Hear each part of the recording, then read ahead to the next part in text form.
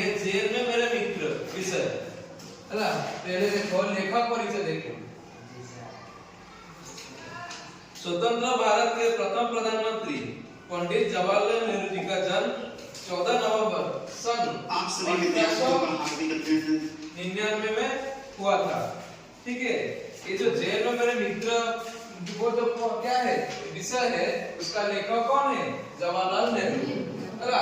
ତାଙ୍କ ଜନ୍ମ କେବେ ହେଇଥିଲା? 14 ନଭେମ୍ବର 1899 ମସିହାରେ ହେଲା उत्तर प्रदेश के इलाहाबाद के आनंद भवन में हुआ था।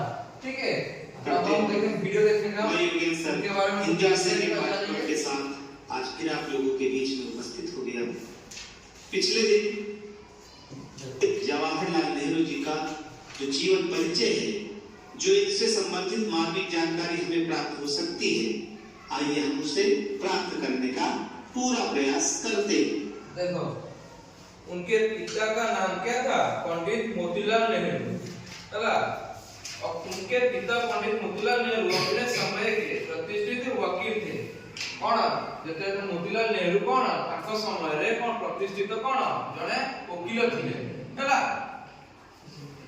जिन्होंने अपने ज्ञान और तर्क शक्ति से बहुत नाम कमाया था। जवाहरलाल पर पाश्चात्य सभ्यता का प्रभाव होते हुए भी उनका भारतीय सभ्यता और संस्कृति से